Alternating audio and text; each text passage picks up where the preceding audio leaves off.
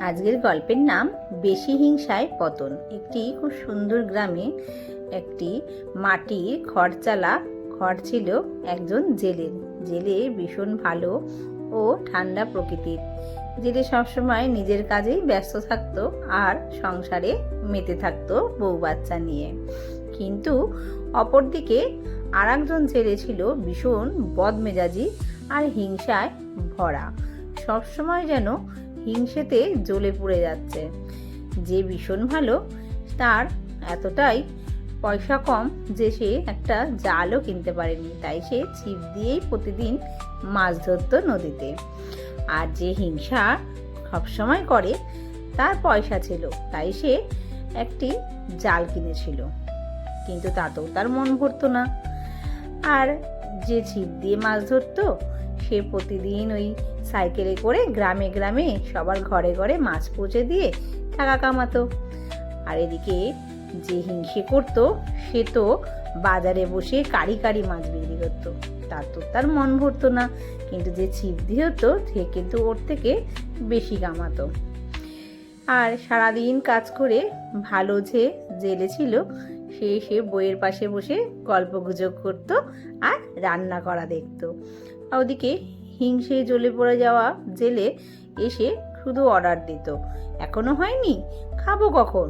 বউ মাঝে মাঝে খুব বিরক্ত হয়ে রেগে যেত। প্রতিদিনের মতন পরেও আবার গেল সেই ভালো জেলে ছিপ দিয়েই মাছ ধরতে। মাছ ধরে একটা বালতির মধ্যে ভরে ভরে রাখতো। তারপর প্রতিদিনের মতন সাইকেলে করে গ্রামে গ্রামে প্রতিটি ঘরের সামনে গিয়ে মাছ বিক্রি করে পয়সা উপার্জন করত। আর সবসময় মিষ্টভাষী ছিল। আর ওদিকে হিংসায় জ্বলে পুড়ে যাওয়া জেলে ভালো করে মাছ ধরতো জাল দিয়ে, তাতেও তার মন ভরতো না। প্রতিদিন জাল দিয়ে মাছ ধরে বাজারে গিয়ে বসতো, বিক্রি করত, কিন্তু তার ওর মতন ভালো হতো না, কারণ তার যে কর্কশ গলা, কোনো মিষ্টতা নেই। ভালো জেলে সারাদিন পর খেটে খুটে এসে ছেলে বউ সবার সাথে একসাথে খাবার খেত মজা ও আনন্দ করে। একদিন জেলে ভাবলো আমাকে এবার ঘরটা ঠিক করতে হবে আর একটি বেগুনের গাছ লাগাতে হবে। লাগিয়েও ফেললো। সেই বেগুন বাজারে বিক্রি করতে লাগলো। মাছের সাথে সাথে সে বেগুনেরও চাষ করতে লাগলো। কিন্তু হিংসুটে আর বদমেজাজি সবসময় ঘুমড়ে থাকতো, রাগে ভস ভস করে ফুলতো। একদিন জেলে বসে বসে ভাবতে লাগলো যে সামনে বর্ষা আসছে আর আমাকে খুব তাড়াতাড়ি বাড়ি মেরামত করতে হবে। যেই ভাবনা সেই কাজ, সঙ্গে সঙ্গে বাড়ি চেঞ্জ করে ফেললো। আগে ছিল খড় আর মাটি, এখন করে নিল কাঠের। কিন্তু ওই হিংসুটিটা সবসময় ঘুমিয়েই থাকতো। হিংসা করে জ্বলে পুড়ে তো শেষই হয়ে যেত, আর বউ খেটে খেটে আর্ধেক হয়ে যেত। কিন্তু অপরদিকে যে ভালো জেলে তার বউ তড়িজুত করে রান্না করতো যে কখন তার স্বামী আসবে আর সে খেতে দেবে। এদিকে জেলে তো মজা করে বেগুন গাছে প্রতিদিন সকাল বিকেল জল দিত, যাতে ও আরো বেশি করে পরিশ্রম করতে পারে। এদিকে জেলের বউ জেলেকে জড়িয়ে ধরে বলল, আমরা যেন সারা জীবন একে অপরের সাথে এইভাবেই থাকতে পারি মজা করে। ওদিকে মেয়ে বায়না করলো যে আমাকে আজকে ঘুরতে নিয়ে যেতে হবে। তখন জেলে ড্রেস পরে সেজে গুজে মেয়েকে নিয়ে বেরিয়ে গেল। এদিকে ওই হিংসুটি জেলে অমনি কাছে এসে বলছে, আমিও তো মাছ বিক্রি করি, তোমার মতন কেন হয় না? কিন্তু তাতেও তার জ্বালা মিটল না। ফোন দিয়ে আটলো, ওকে যদি না সরাতে পারি তাহলে আমার আর ব্যবসা করা হবে না। যেই ভাবনা সেই বাজে কাজ। কি করলো, ওর যাতায়াতের রাস্তাটায় বড় একটা গর্ত খুললো, ভালো করে খুঁড়ে সেটা ঢাকা দিয়ে দিল।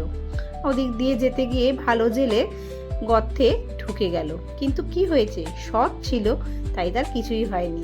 রাস্তা দিয়ে অন্য পথিক তাকে দেখে তুলে দিল। সেটা দেখে আরো রাগ হলো। পরের দিন সেই গর্তটাই আরো বড় করে খুঁড়তে লাগলো। খুঁড়ে ভাবলো আজ দেখি তোকে কে বাঁচায়।